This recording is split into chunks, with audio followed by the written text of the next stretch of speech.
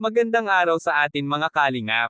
Mga Kalingap, may panibagong matutulungan na naman po ang Team Kalingap, siya po si Mary Joy na nakatira din sa bundok.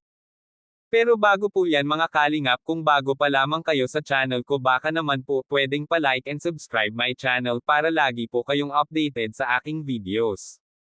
At huwag din po natin kalimutan mga Kalingap na pakisuportahan ang ama ng Kalingap na si Val Santos Matubang at Kalingap Rob Matubang, pati na rin ang viewers at reactioners. Maraming salamat po.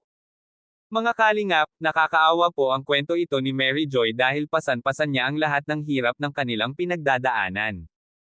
Ginagawa niya ang lahat ng kanyang makakaya para lamang kumita at makatulong sa kanyang pamilya. Bumuhos ang luha ni Mary Joy habang kinakausap ito ni Kuya Rab, dahil hirap na daw siya dito. Ginagawa niya ang pagtitinda ng Wally's Tambo at nagtitinda din ito ng puto. Pangarap din kasi ito ni Mary Joy mga Kalingap ay maiahon ang kanyang pamilya sa kahirapan. Kwento pa nga ito ni Mary Joy ay kung pwede nga daw po ito madaliin ay ginawa na niya ito, kaso hindi daw po talaga pwedeng madaliin.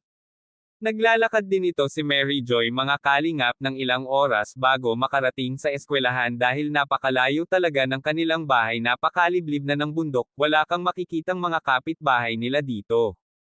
Maging ang kanyang tatay mga Kalingap ay may kapansanan po, ito ay isang bulag at may kapatid din si Mary Joy na special child. Si Mary Joy na ang tumatayong panganay dahil wala na ang kanyang kuya.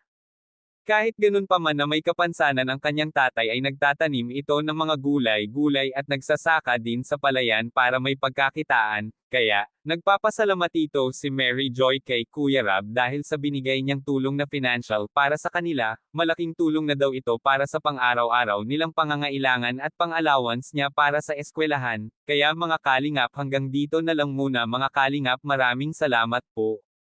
Thank you for watching and God bless us all.